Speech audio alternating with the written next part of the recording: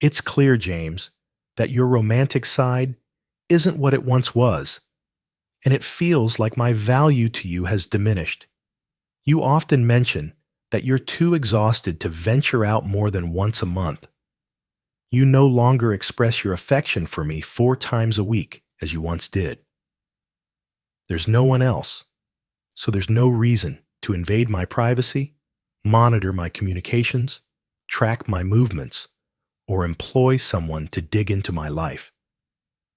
Indeed, should you engage in any of those actions, I may perceive it as a lack of trust in me and a cause to reconsider the nature of our relationship.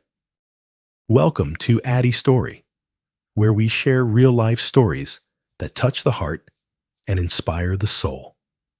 Subscribe now to join our community, relax, and dive into the stories we have for you. Enjoy. We tied the knot a bit later than most. I was 28 and she was 30. That was 6 years back. Before our paths crossed, we were both embracing life with open arms, which left our finances quite depleted.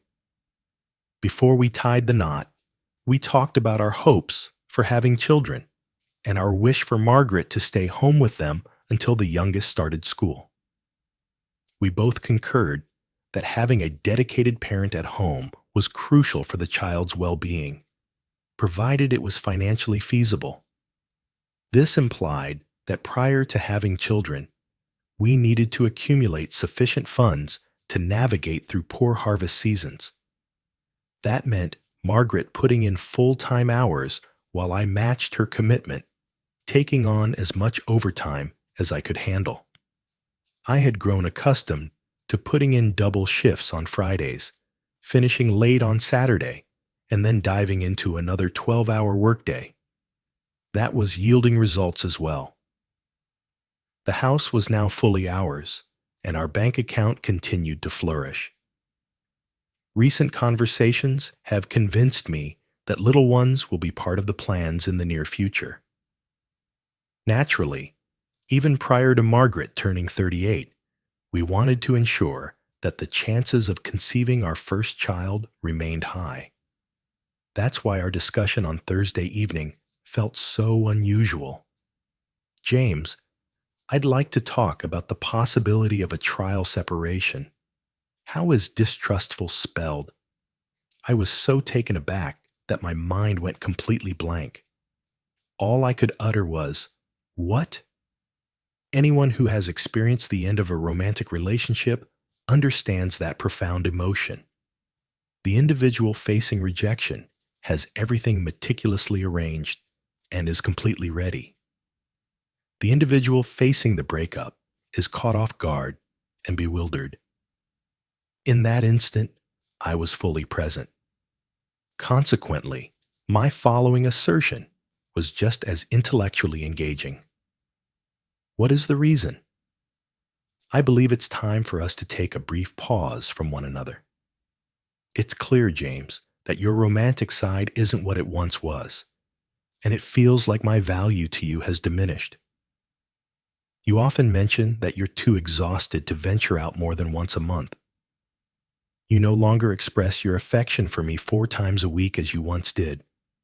And to be honest, it seems you've gained a bit of weight. I'm sure you can see that taking a short pause would benefit us both. What do you think about a month, James? Then we shall assess our progress. I will be staying at Frida's place. You're welcome to reach out any time, but I believe meeting more than once a week might not be ideal. If it were any more than that, it wouldn't really be a separation, would it? Rest assured, James, that my love for you runs deep, and I have no doubt that we will create wonderful children together. I have no doubt that in a month, maybe 2 at the most, we'll find ourselves right back where we started. With those words, Margaret rose, grasped her 2 suitcases, and made her way to the door. I have no control over this, Margaret, I stammered. I have come to a conclusion, James. Please, take a seat, Margaret, she said, with a hint of reluctance. Who is he, Margaret? Oh, I anticipated you'd feel that way. I just expressed my love for you, James, and only you. There's no one else, so there's no reason to invade my privacy, monitor my communications, track my movements, or employ someone to dig into my life. Indeed, should you engage in any of those actions, I may perceive it as a lack of trust in me and a cause to reconsider the nature of our relationship. She attempted to rise once more, but I seized her arm and drew her back down. That's really not just, Margaret. You've had ample time to prepare your speech and strategize your gamble. But this is all uncharted territory for me. What's the risk, James? It was satisfying to see her face finally mirror the embarrassment that had been weighing on me. It's clear, Margaret, that your recent actions have put our relationship at risk, and it's hard to overlook the impact of your one-sided behavior. She exudes disdain. I have always regarded you as an equal in our relationship and would never consider taking such a risky step without seeking your thoughts first. What risk are you referring to, James? My affection for you knows no bounds. Your affection for me is evident. What's the fuss all about? It's just for a month or so. If I find myself missing you before that time, I'll return in an instant. What is your definition of contempt? You haven't allowed me the opportunity to present my side of the story. For instance, we seldom venture out together, since I put in extra hours on Fridays and Saturdays. We reached a consensus on putting in extra hours to enhance our financial standing. Our intimate moments have dwindled compared to earlier days. A mix of 6 years of marriage and my constant state of tension. I gained some weight because you offered me a supervisory role for additional income, which isn't a practical position. It's precisely what has been on my mind recently. So could you please remain so we can talk about it? I apologize, James. I made a commitment to Dorothy to join her this evening. With those words, she rose, collected her bags, and made her way to the door. All I could express was, just keep in mind that you're married, Margaret. After a moment's hesitation, she made her way to the door. The following day, I resumed my duties at 10 a.m., featuring sandwiches crafted from an entire week's supply of bread. As dusk settled, I made my way to the all-night corner store to gather a few essentials. Upon returning home past 11:30 p.m., I noticed the message light on my phone was blinking. Margaret expressed that she missed me and appreciated the time I gave her without reaching out. I began to feel frustrated that I was working tirelessly to save 3 times the amount she was, all while she enjoyed her social life. It's amusing. I had never felt offended until now. We didn't reach out to one another on Sunday. On Monday, I approached my boss and expressed my apologies for not being able to take on extra hours for the time being. When I failed to reach out to Margaret until Wednesday, she decided to call me. After dinner on Thursday, I decided to visit Frida's house, feeling a twinge of guilt for having cold called her. I brought a lovely bouquet and a delightful box of chocolates as a gesture of goodwill. Dorothy held the title of Margaret's closest companion. It had been just over a year since her divorce. I can't pinpoint the reason, but I have a hunch it might be related to her possible infidelity with her husband. She clarified that Margaret was currently taking a shower. I lingered on the couch while Dorothy settled beside me. She approached far too near for my liking. I slipped away silently, yet she trailed behind me. What a relief it was when Margaret arrived at that moment. I presented her with flowers and chocolates. Our dialogue felt a bit tense, far from the usual effortless exchange. Following a bit of casual conversation, she inquired, "Did you need something, James?" I must confess, I found myself somewhat bewildered by this. "No, I just stopped by to invite my wife out for tomorrow night. Apologies, but Dorothy and I have already arranged some plans." "Hold on, tomorrow is Friday. Your shifts are on Friday evenings. I'm done. What is the situation with the finances? I've made the choice to focus on my family and my physical well-being. Upon receiving your message at 11:30 last Saturday night, the one where you mentioned your plans to go out, I realized I was being utterly foolish, exhausting myself with work. Last Friday, I was utterly exhausted, feeling as though I might collapse at work. Margaret appeared taken aback. She approached me and wrapped her arms around me in a warm embrace. "No offense intended, my dear. I will require your contribution in a few months." In that instant, Dorothy returned and dampened the atmosphere. "Apologies, James, but the girls will be attending a party at the Tupperware shortly." I hurried out. Some sights are simply beyond what one should witness. Margaret accompanied me outside. I found myself saying, "Please come home, Margaret.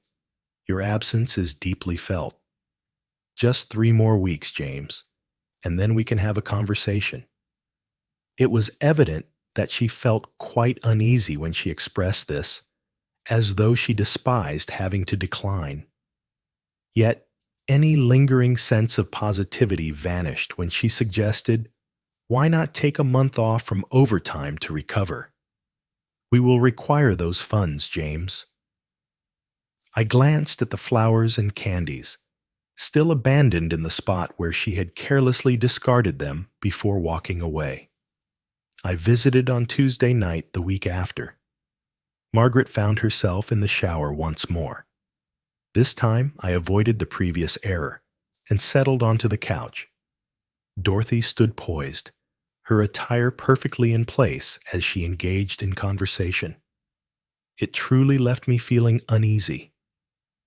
Margaret descended the stairs, also attired. She appeared somewhat sheepish as she conveyed that I truly ought to have made the call. Had I been aware, I would have known they were departing. I experienced a profound sense of humiliation when I was expelled. I was certain I heard the sound of giggles coming from beyond the door. I promised myself that would be the final instance of my own humiliation. Throughout the remainder of the week, neither of us reached out. On that Sunday, I spent time honing my skills in the backyard. I had assembled some DIY weight equipment and already sensed that I was inching closer to my previous strength. In an instant, I sensed a pair of arms enveloping me from behind, accompanied by a body pressing against my damp back. I was relishing the sensation of human touch after 2 weeks of absence. In an instant, I became still as Frida's voice whispered directly beside me, "Apologies, charming." I simply couldn't hold back. Startled, I pivoted, while also freeing myself from the entanglement, more out of a desire to mask my embarrassment than to extend a friendly gesture. I inquired if she would like some coffee. I observed that Dorothy was wearing one of her typical provocative outfits. I must confess, though, that it did reveal some rather striking cleavage. Upon entering, I took a seat on the edge of the kitchen table. That was unsuccessful. Dorothy drew a chair nearer, bridging the gap between us until our feet brushed against one another. We engaged in a conversation about trivial matters, a skill that has never been my forte. "Are you not going to inquire about Margaret's well-being?" "Number, she has explicitly stated that it's not my concern." Dorothy beamed with joy. "It seems she's feeling a bit down. She anticipated that you would be pleading and crawling at this point." "I appreciate your suggestion, Frida, but that doesn't quite align with my approach. I invited her to join me when I initially visited you. She declined my invitation, mentioning that she had prior commitments. It struck me that she neither called nor inquired about rescheduling. I find myself in a state of uncertainty regarding this separation, so I will simply remain here, waiting for her return or for the conclusion of our marriage. I assumed that all my words would be communicated to Margaret. I anticipated a look of shock from Dorothy upon hearing my last remark, yet she merely smiled and placed her hand on my leg. This has to be a sort of examination. I was aware it would fade, as I didn't perceive Dorothy as emotionally appealing. However, the body presented a completely different challenge. I observed that yet another button of her top had mysteriously come undone. I've always held a deep admiration for you and Margaret as a couple, haven't I? Is it necessary to be completely confident in your feelings to allow her to see other people, or are you merely acting indifferent? A chill coursed through my veins. We never discussed dating amidst this lopsided breakup, yet my remark, "Don't forget you're married," should have been implied. Silently, I stepped out of the house and slid into my car. As I arrived at Frida's house, I confidently entered without hesitation. Through the kitchen window, I caught a glimpse of Margaret lounging in a bikini on the terrace, soaking up the sun. I moved resolutely toward the exit. Margaret, what is this nonsense Frida's been sharing with me about your dating life? I was not in a romantic relationship with James. Last Tuesday, we encountered a few gentlemen at a club and engaged in some dancing. We might have hinted at the possibility of meeting them again, but it's certainly not a formal arrangement. I anticipated that Margaret would appear worried, justifying her actions in this manner, yet she remained unfazed. If I were to choose a word to capture her appearance, it would be resolute. What transpired last night, my dear? Well, there's really nothing to say. Simply more movement on the dance floor. Everything is appropriate. We didn't share a kiss or anything like that. They treated us to a drink, and we swayed together for a while. Everything is appropriate. Since when is it acceptable for a married woman to engage in dance with other men in the absence of her husband? It seems that by the end of the evening, you simply brought it up to them the next time you found yourself there. Should you encounter them once more, it will undoubtedly be a date, and without a doubt, it will be quite inappropriate. Margaret, I have to say, this entire situation is causing me a lot of pain, you understand? I remain completely in the dark about the nature of this separation. How about we bypass the next 2 weeks, and you come home immediately? Your absence is deeply felt. Not just yet, James. Actually, I believe we'll return in about a month. The feelings I once had for you have not resurfaced as of now. She appeared oddly perplexed once more, as if she were expressing thoughts that didn't truly resonate with her. Among all her recent, unpredictable actions, this was the one that left me the most perplexed. I lingered for a moment, gazing at her, before finally rising to depart. It might be nice if you considered asking me out on another date, don't you think? This time, fortune may smile upon you. I walked away without a second thought, leaving it all behind. Perhaps you might consider inviting me out for a date. You are aware of my residence. Beginning on Monday, Margaret began to call home each evening. The exchanges were consistently brief and uncomfortable. It seemed to me that she was merely verifying my presence at home. That didn't sit well with me. On Friday night, she reached out at 7 p.m., redirecting the home phone to my cell phone, just as I had set it up. Worked like magic. The music in the background was unmistakably audible. I nearly reached Frida's place and confirmed that Margaret's car was no longer there. Just 10 minutes from Frida's, I spotted Margaret's car parked at one of the bars. I gazed through the bar's window until I spotted Margaret and Dorothy seated together in a booth, seemingly lost in their own world. As I observed, two additional girls approached them. I faintly recalled one of Margaret's acquaintances, Patricia. The other felt strange and unknown. Patricia made the introduction, bringing her into the circle of Margaret and Frida. As they became engrossed in their conversation, I quietly made my way to the distant corner and concealed myself at the far end of the bar. With some concentration, I grasped the majority of what was being conveyed. Patricia remarked, "You're out of your mind, Margaret. Based on your words, it seems that James possesses a greater sense of romance compared to my husband."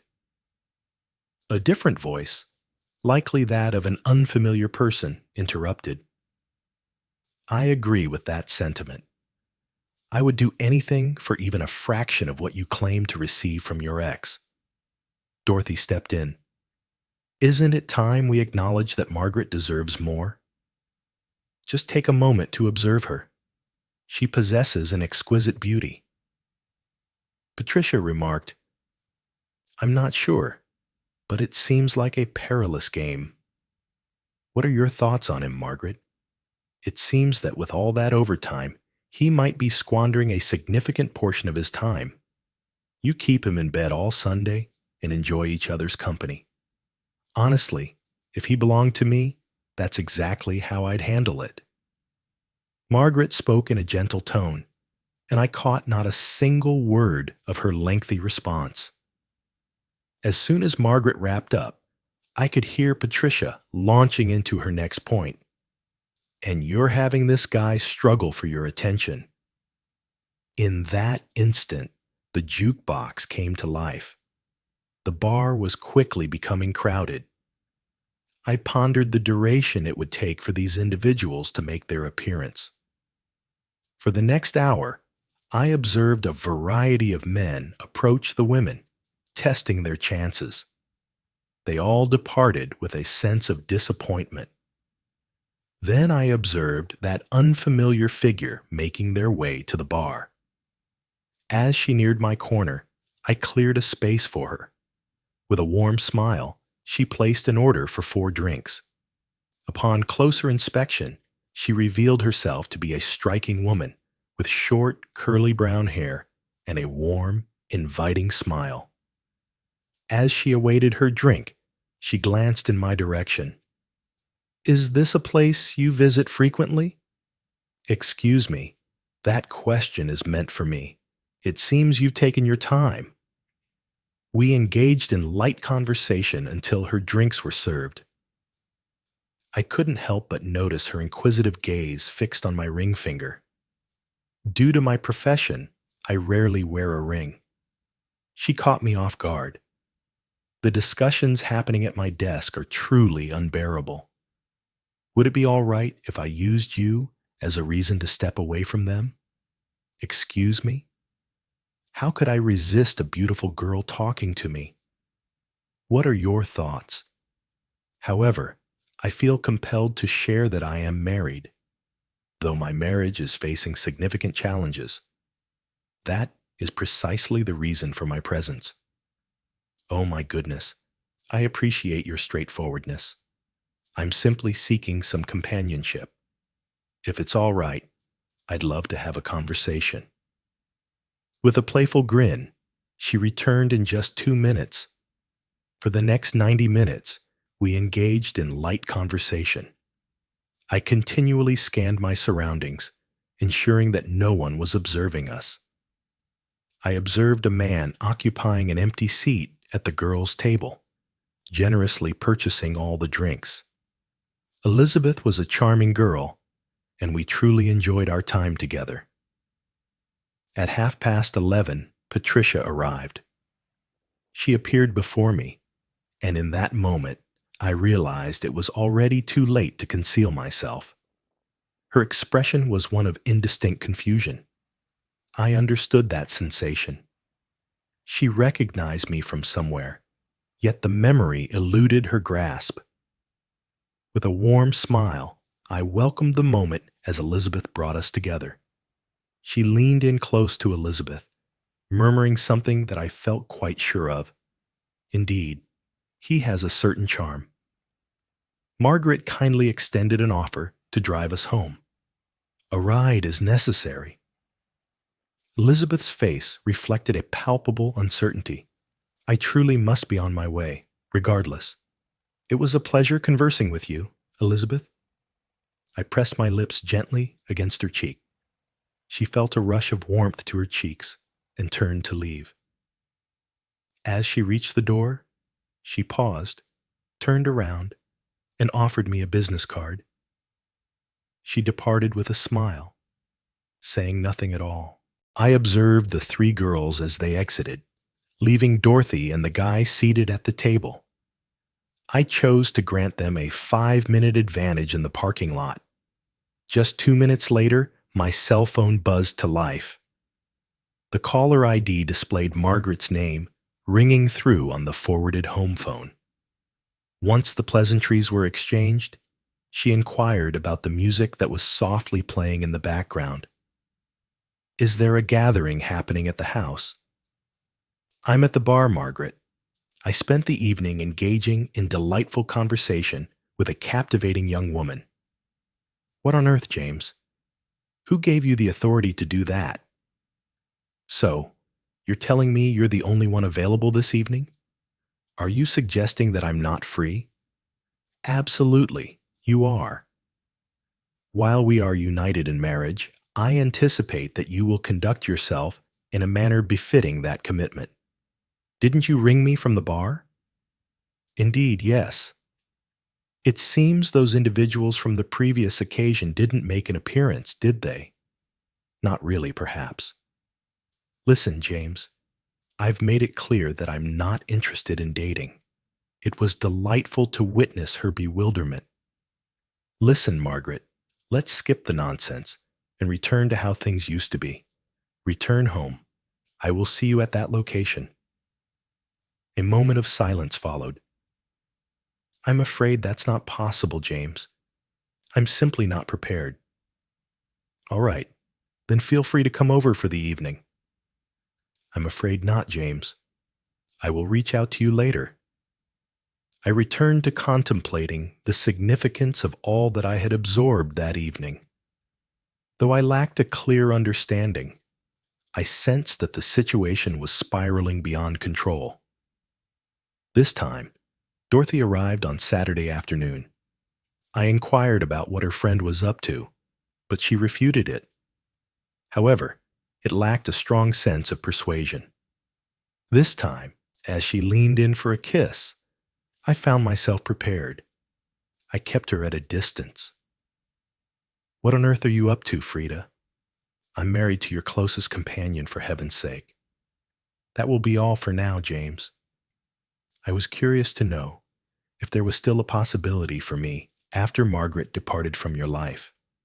It came across as so forced that it was amusing, yet it only strengthened my initial suspicion.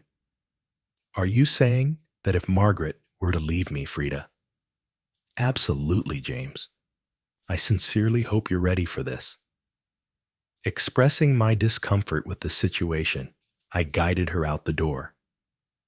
Dorothy felt a deep reluctance to depart. Ultimately, I had to be straightforward and express to her just how unsuitable her actions were. Are you and Margaret heading out again this evening? Indeed, that seems to be the case. That was our farewell exchange.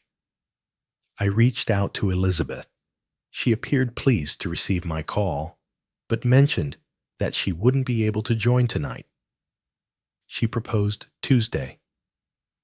I believed it was important to bring it to her attention.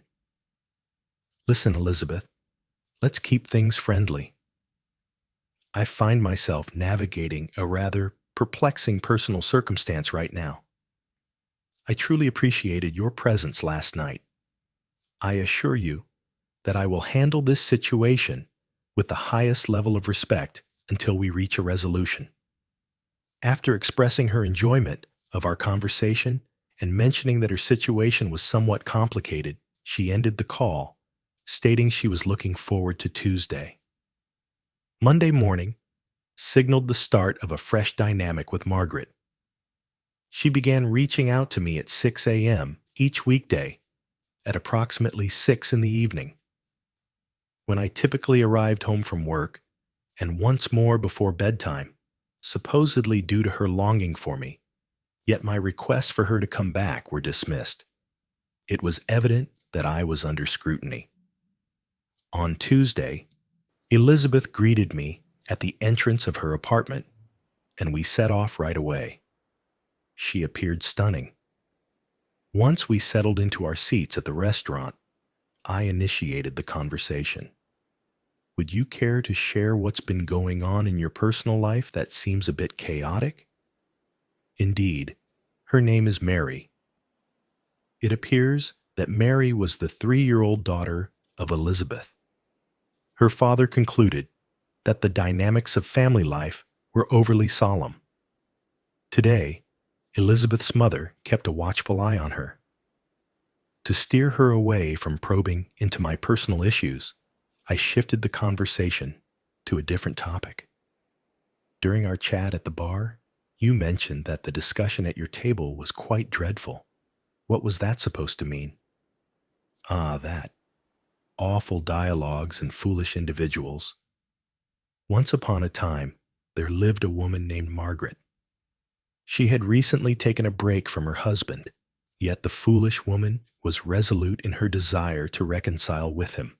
They were on the brink of starting a family when she ended things, hoping it would spark a desire in him to pursue her more passionately, to shower her with affection and romance. It was unfortunate that, as she recounted his actions, he was already engaged in a considerable amount of activity. He presented her with flowers weekly, took her out on dates monthly, and consistently showered her with affection.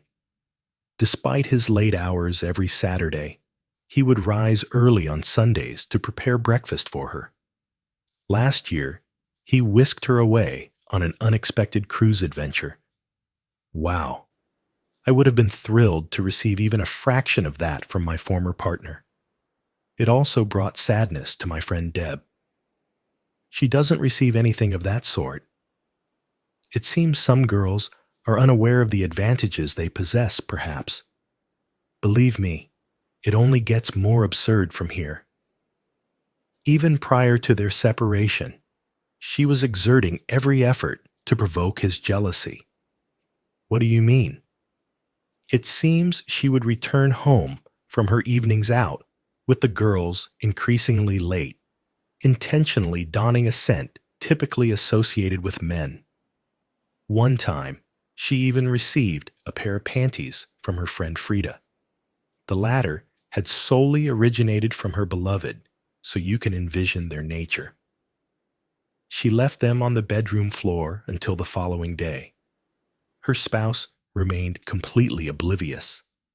I believe her husband lacks a certain awareness, or perhaps his love for her was so profound that he remained blind to these flaws. When all else failed, she and her friend devised a trial separation. The concept was that he would reach a point of desperation and battle fiercely for her. However, the individual takes no action. When he failed to respond appropriately, they chose to take things to the next level. She ceased reaching out to him. He turned a blind eye to her. Then she convinced her friend to plant the idea in his mind that she was in a relationship. Despite everything they've put him through, the unfortunate fellow remains unresponsive. Honestly, I have a great deal of admiration for him. That's precisely how I would respond if I were treated in that manner. What truly struck a chord was when Deb inquired about the effort she had invested in this marriage. In that instant, it dawned on Margaret just how lopsided her relationship truly was. One might assume that such a situation would inspire her to cease the foolishness, yet it did not. They've truly put themselves in a tight spot. They find themselves in a predicament, utterly unsure of the next steps to take, all due to the fact that a self-assured individual refuses to adhere to their guidelines. She could return to him, reveal all, and restore the status quo. Indeed, that is the course of action I would take. I believe that is truly her desire. Moreover, I believe her friend is twisting the narrative. Dorothy cast a few ambiguous glances her way on Friday. Perhaps the friend is attempting to create a rift between them in order to claim the husband for herself. Perhaps you have a point. That aligns perfectly with my observations.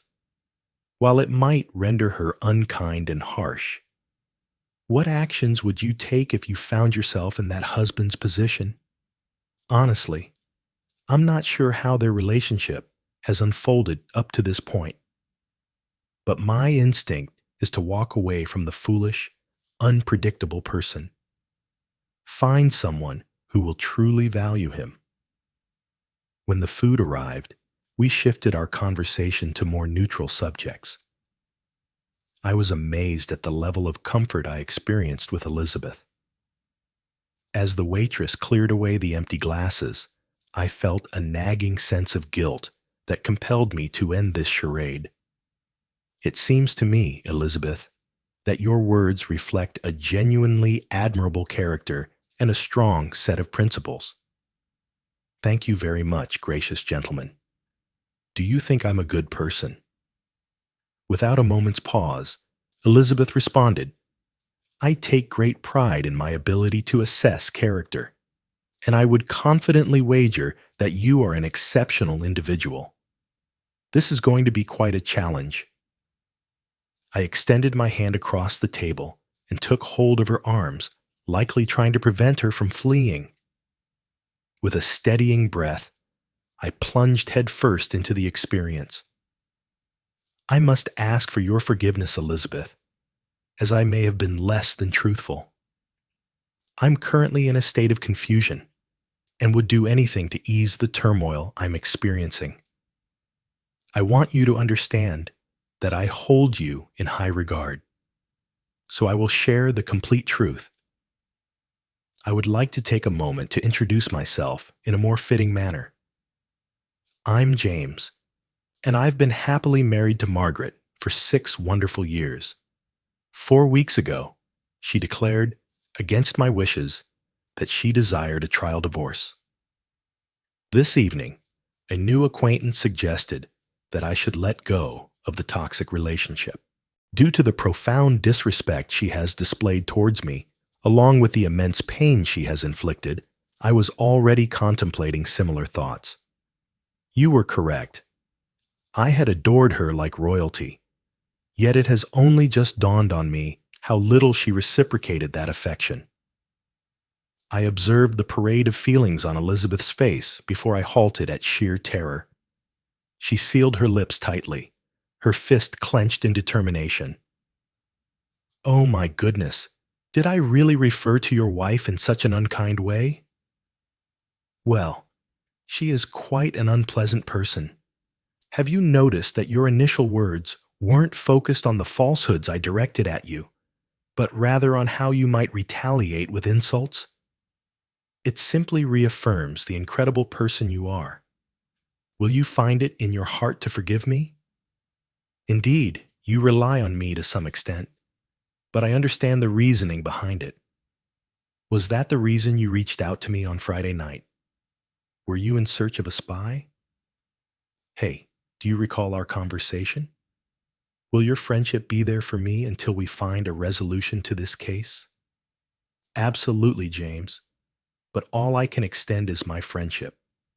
I have no interest in undermining your marriage. Thanks a lot. At this moment, your companionship is everything to me. In my view, our marriage was blissfully content, with no indication whatsoever that Margaret felt anything but happiness. One Thursday, after a long day at work, I returned home only to find that she had decided to initiate a trial separation. She was on the verge of departing, yet I compelled her to provide some form of clarification, though it was just enough to keep my confusion intact. As I dedicate all my energy to my work or to Margaret, I find myself lacking close friendships. Could you possibly resolve this issue?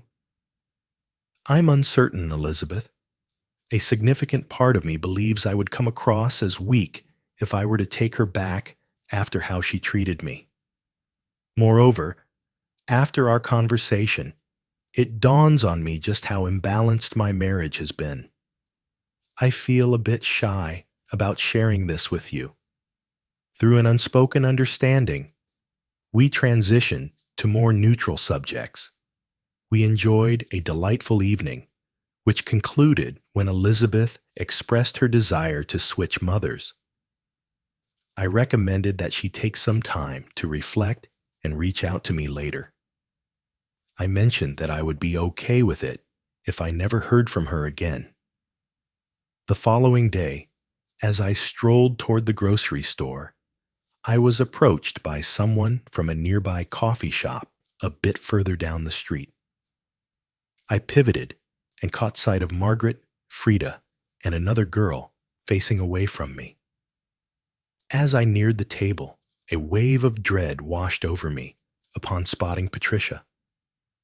She revealed everything by losing her composure when she saw me. The anticipated phone call finally arrived at 9:30 p.m. I was on the brink of slumber, a state where no one feels quite as good. James, didn't I caution you against prying into my affairs? Your actions clearly indicate a lack of trust in me. Moreover, it demonstrates a profound disregard. Consider it from my perspective, Margaret. You execute this trick on me, yet you won't reveal its significance. Do you believe I might be able to discover the answer on my own? That was a blatant breach of our guidelines, James. It's all up to you, Margaret. James, my dear, I'm truly at a loss regarding all of this. This trial separation is not unfolding as I had anticipated. I question whether my feelings for you match the depth of my need. I believe we ought to prolong it for an additional month or two and observe the outcomes. She hesitated, clearly anticipating my outburst. I chose to stay quiet. Unless she had reconsidered since last Friday, this was merely a tactic to push me to exert more effort. What's the classic adage? If you don't succeed initially, keep attempting, persevering, and striving for success. Personally, I found the mining version of this variation to be more appealing. If your initial attempt doesn't yield results, consider a more explosive approach next time. I found it rather disappointing that the delay in our separation only served to reinforce her diminished view of me. Naturally, the situation was more complex than it appeared. All right, James, I didn't intend to take this route, but I believe it's only just. I believe I have the opportunity to explore connections with other individuals. Perhaps by doing that, I'll come to understand your true worth and rekindle my past emotions. She hesitated once more, bracing herself for the impending eruption. This time, my silence was not by choice. I found myself utterly speechless. In moments when words were within my grasp, I opted for quietude. I understood that my words were beyond my control. Yet I recognized that they probably wouldn't resolve any issues. Is anyone there, James? I have yet to respond. I paused for a moment, contemplating whether to reveal that I was fully aware of her intentions. If I revealed everything, she might return, but the core issue would still linger.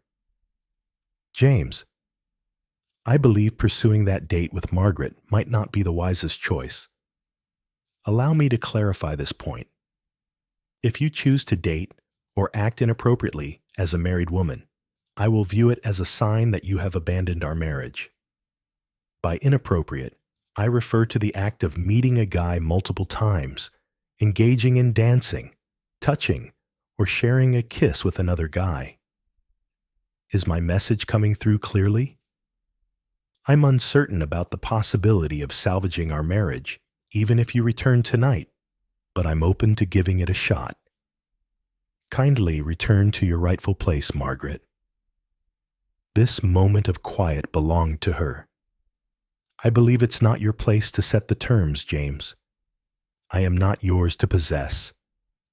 I believe it's time for me to seek out the romance and companionship that has eluded me this past month. At this moment, I was genuinely beginning to believe that Margaret had completely lost her sanity. Must I emphasize that the reason she overlooked romance was due to her fleeing from it? So, Margaret, you are determined to initiate this marriage. I need you to explain this separation to me in a way that makes sense. The only explanation that comes to mind is that you want me to strive more, to invest greater effort into our relationship. I dismiss that as overly disrespectful. Your departure has granted me the opportunity to reflect. I've come to understand that I invested significantly more into our relationship than you did. Once more, silence enveloped the space. As she cut him off this time, her voice trembled on the brink of tears. It felt like she was meticulously adhering to a blueprint that she abruptly recognized was fundamentally defective. I regret to inform you, James, but my decision is final. The buzzer signaled the conclusion of our dialogue, and I had a feeling it was also a reflection on our marriage. On Thursday night, Elizabeth made a call. She assured me that all was truly forgiven. I felt an overwhelming sense of relief that words can't fully capture. She inquired about the news, reassuring me that her curiosity stemmed solely from a place of friendship. I recounted my recent discussions with Margaret, incorporating my insights into her probable motivations. What will your next move be, James? I suppose I'll just be here, waiting for her to mess up our marriage. Are you asking me to keep an eye on her this weekend, James? Negative. Please refrain from getting messy with that, Elizabeth.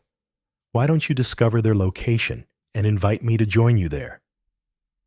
No, I refuse to lower myself to her standards. However, it is a solid concept.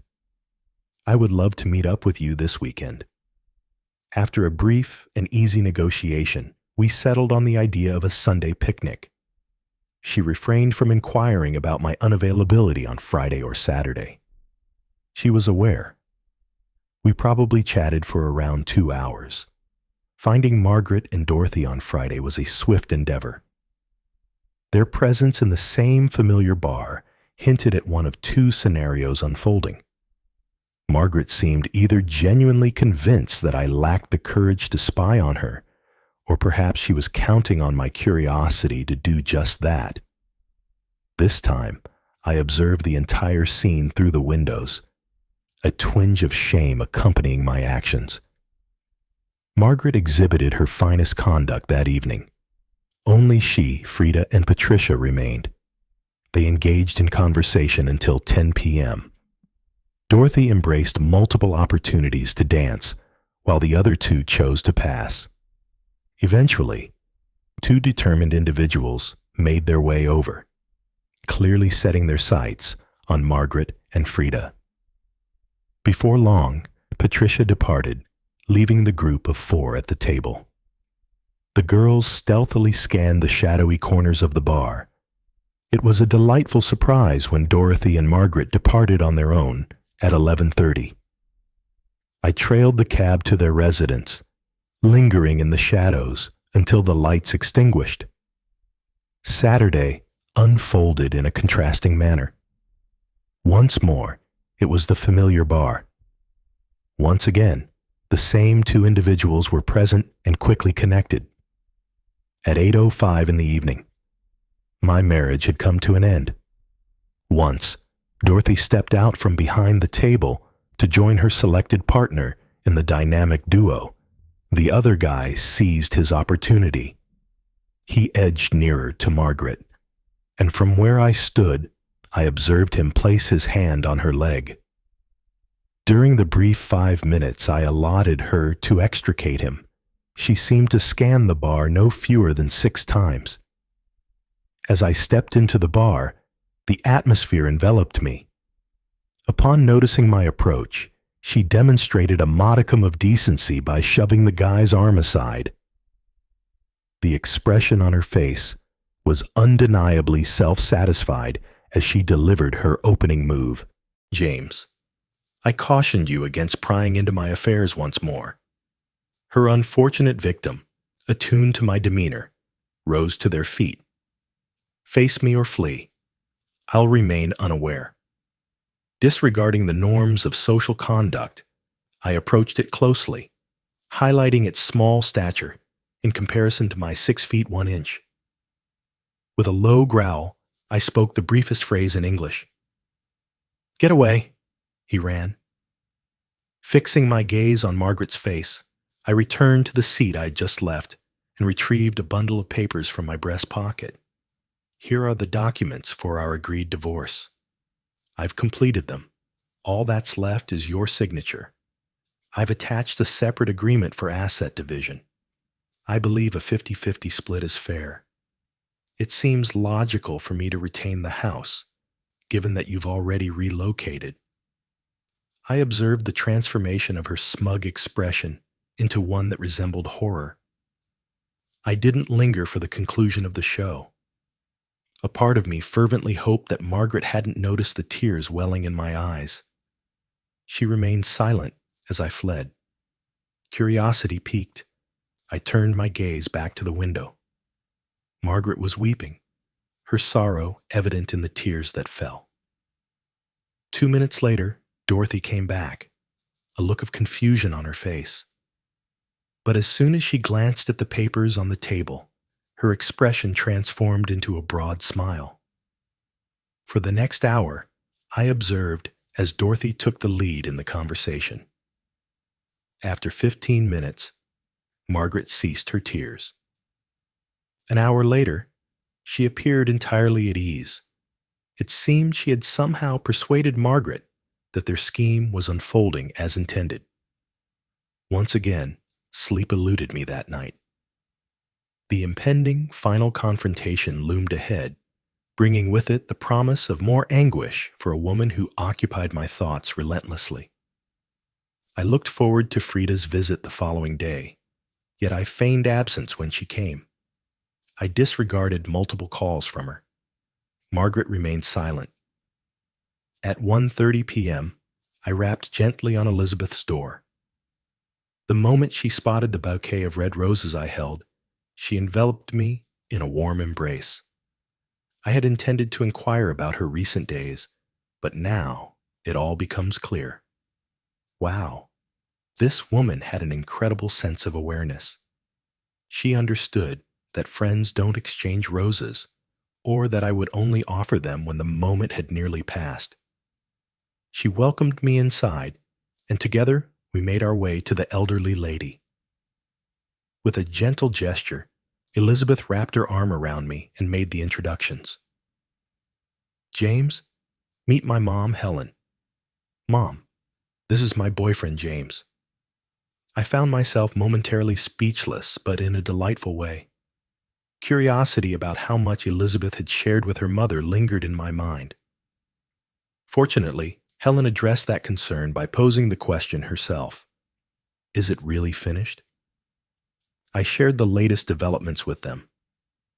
I expressed my belief that Margaret hadn't fully grasped the situation. It required additional effort to demonstrate my sincerity. In defying the norms, she revealed the depth of her disregard for me. They both witnessed and felt my anguish. Helen embraced me as well. Then a small angel entered the room. Mary had already woken from her nap. I was reintroduced. She seemed let down when Elizabeth mentioned that Elizabeth and I were heading out, despite Helen's assurances about the fun she and Mary would have. "Can't she join us?" I murmured to Elizabeth. "Are you certain? I'm packing everything in a bag." "That sounds wonderful." I'm conflicted about being apart from her for an entire week, so I cherish every moment of the weekend we have together. Mary's face lit up when she heard the news. We enjoyed a delightful day by the river. Elizabeth expressed feeling a bit left out, but her broad smile suggested I shouldn't dwell on it. I safely brought both ladies home, where Helen graciously treated me to dinner. I departed with a lingering kiss on Elizabeth's cheek. Upon arriving home, it seemed Margaret had been concealed in her usual spot a bit further down the road. I barely had a moment to unlock the front door before she drove into the driveway. She stepped out, leaving the engine purring softly. Clutched in her hands were the papers I had handed her on Saturday. "Here you go, James," she said. "Signed and witnessed. Good night." I was taken aback when she returned to her car. She leaped back inside and fastened her seatbelt. Shifting the car into reverse, she lowered her window and shouted to me, "Now that I've seen through your clever ruse, perhaps you'll finally ask me out this week. On Wednesday, I have no obligations." With that statement, she turned and left. Men originate from Mars. Women are from Venus. I'm from Earth. And Margaret appears to hail from a distant corner of the Horsehead Nebula. The night was filled with an unsettling kind of screaming. It began on Monday, echoing through the air. Dorothy stood in the driveway, waiting for me as I returned from work. Before I could respond, she seized me and pressed her lips against mine as I exited the car. I forcefully pushed her away, shouting, "Listen, once and for all, I'm not the least bit interested in you, Frida." Any reply she attempted was drowned out by the roar of the engine, coupled with the screech of tires as Margaret emerged from her hiding spot. Dorothy caught sight of her coming and made a dash for the driveway, just as Margaret was pulling in. She nearly made it. The moment the car came to a halt, Margaret flung the door wide, sending Dorothy tumbling to the ground. Dorothy sprang to her feet, only to be sent crashing down by a fierce blow to her head, fueled by a deep-seated fury. This time, Dorothy had no intention of rising quickly. In typical situations, remaining on the ground was a wise choice, especially when confronted by an infuriated tigress who had just come to the realization that she had been deceived. Margaret began to thrash her legs wildly. Her fury was overwhelming. At last, when exhaustion set in, but her anger still bubbled over, I made the bold decision to bring her down to the ground. In that instant, a police car cruised past. Margaret and I found ourselves handcuffed, while an ambulance was summoned for Frida. The police began their questioning with Margaret. From my confinement, her cries echoed in the air. Eventually, they relented and moved her to the adjacent cell to regain her composure. When it was my moment, I recounted the entire tale. I endeavored to persuade them that Margaret's actions were warranted. I believed it was my duty to stand by her. I was let go with an apology at 11 p.m. On Monday, I headed to work. During my journey home, I reached out to Elizabeth. She extended another dinner invitation and shared Mary's request. Could that lovely James read me a bedtime story tonight? I got home an hour later than usual. I was working with Frida's father and dropped by his house to chat with him and his wife. I shared everything I knew about their daughter's influence over my wife. Neither of them appeared especially taken aback. I persuaded them to attempt to sway Dorothy from pursuing assault charges against Margaret. They assured me they would give it their all. Upon my arrival home, I noticed Margaret's car nestled in the garage. Stepping into the master bedroom, I was greeted by the sight of her vacant suitcases sprawled across the bed. The sound of the shower echoed in the background. I reached out to Elizabeth and called off our dinner plans. We talked about the strategies Margaret might employ. Looking back, it's clear we both missed the mark. Margaret descended the stairs, radiating her typical self-assurance. "What are we having for dinner, James?" she asked. I remained silent. She then approached and positioned herself directly in front of my chair. "I've come to a decision, James. We've both acted a bit foolishly, I realize. But let's move forward and leave the past behind us. I'm back. Once I found my voice again, I couldn't hold back. Can you remind me how I might have acted a bit foolishly, Margaret? And what did I do to earn your forgiveness?" "Well, considering the hurt you brought with your thoughtless divorce, James, that was quite beneath you. Fortunately, I was aware of your bluff all along." "What leads you to believe it was a bluff, Margaret?" "That's what Dorothy mentioned." All the fantasies Margaret had held on to until now appeared to have vanished completely. She was so thoroughly captivated by Dorothy that a few traces lingered, but not for long. Her complexion drained of color, and she collapsed onto the coffee table with a dull thump as the new truth settled into her consciousness. The performance unfolded over 5 or 6 minutes. "At last, we are parting ways, aren't we? You weren't just pretending about the divorce, were you?" I was so convinced of it that I went ahead and signed. I shook my head in sorrow, side to side. "Just to clarify, Margaret, we are not ending things. You pushed me away. I've consistently put in every effort I could muster for you. What did I receive? You simply turned your back, leaving me adrift and isolated. I attempted to caution you. Didn't I express that it was a risk? How much clearer could I have been? After all the affection and energy I invested, I anticipated something different. I believed I was entitled to respect and loyalty. Did I receive them? No. Instead, I faced betrayal, disrespect, and a whirlwind of confusion. Have you ever considered the imbalance of effort in our relationship and the skewed outcome I've witnessed over the past 5 weeks? No. You allowed someone deceitful to persuade you that you could gain more. Well, now Dorothy is mine. Where did that come from? This really has nothing to do with her.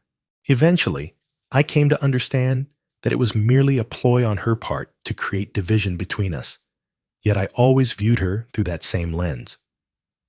So, we're good now, right, James? That's it.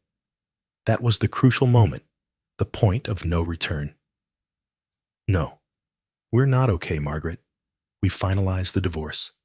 I can't move past the disrespect you've displayed throughout this entire ordeal, not to mention the threats. I must say, when you cast me aside, I found myself in the arms of another. To my astonishment, Margaret's complexion grew even more ashen. What are you implying, James? I've found someone new, Margaret. She began as merely a companion who supported me during that time. I truly needed it. You abandoned me. I regret to say, Margaret, that you made a risky choice and it didn't pay off. With a sense of clarity, I stepped into a fresh chapter of my life. Thanks for watching this story on Addy's Story. If you enjoyed it, don't forget to like, share, and hit that subscribe button so you never miss a new tale. Stay tuned for more. And until next time, take care and keep living your own amazing stories.